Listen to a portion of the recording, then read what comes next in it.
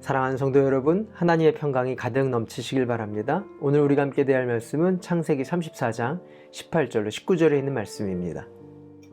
하몰과 그의 아들 세겜은 야곱의 아들들이 내놓은 제안을 좋게 여겼다. 그래서 그 젊은이는 시간을 지체하지 않고 그들이 제안한 것을 실천으로 옮겼다. 그만큼 그는 야곱의 딸을 좋아하였다.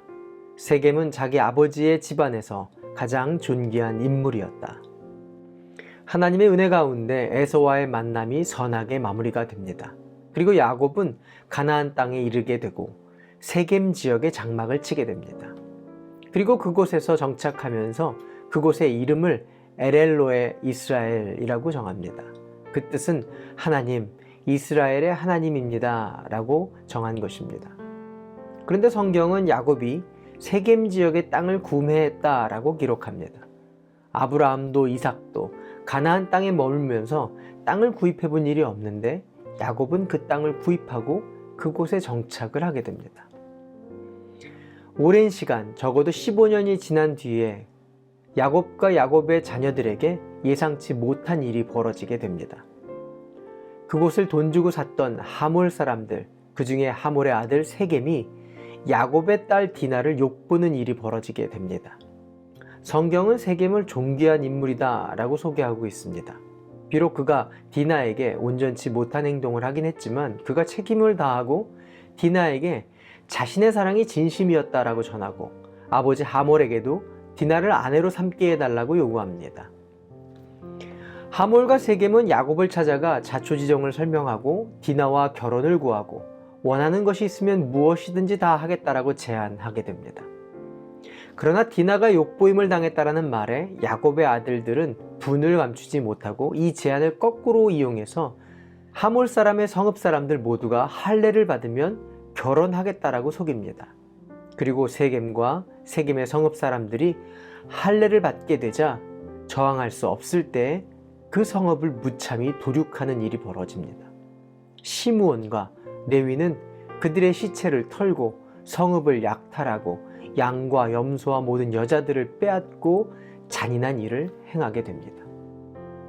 오늘 디나의 사건은 야곱의 아픔이 되어지고 죽을 때까지 어려움을 겪게 되는 사건이 되어집니다. 그것은 단지 그 형제들이 보복을 했다라는 정도가 아니라 하나님의 백성이 가져야 할 신앙이 무너져 있는 것을 보게 된 것이고 욕심과 자기의 의가 삶을 주관하고 있는 사람인 것을 알게 된 사건입니다. 성도의 삶에 드러난 일들은 그것이 나의 잘못이든 혹은 그렇지 않든 그 보여지는 겉모양이 전부가 결코 아닙니다. 사소하다고 작다고 해도 그 일을 통한 하나님의 뜻이 있음을 보는 것이 믿음입니다. 왜냐하면 성도의 삶은 우연이 없기 때문에 그렇습니다. 이 말을 오해하지 말아야 하는 것은 이 모든 것을 하나님이 계획하셨다라든지 혹은 디나의 사건이 아무것도 아니라고 한다든지 또한 저놈을 무시하려는 것이 아닙니다. 비록 디나의 사건이 너무나 아프고 괴로운 사건임은 맞지만 그럼에도 그 결론은 하나님이 바라시는 회복이 담겨져 있기 때문에 그렇습니다. 성도는 지금의 아픔에 매몰되는 것이 아니라 더 큰 하나님의 회복이 결론이 되어진다는 것을 믿는 사람들입니다. 때문에 성도는 삶에서 경험되는 그 모든 일을 육신의 눈으로 결정하지 않고 하나님의 사람, 믿음의 눈으로 바라보는 냉정함이 있어야 합니다. 그때 하나님의 뜻과 사명을 발견하게 되고 그 회복에 헌신할 수 있는 사람이 되어지게 됩니다. 합력하여 선을 이루시는 하나님의 견인이 있음을 신뢰하는 하나님의 사람들 되시기를 바랍니다. 기도할까요?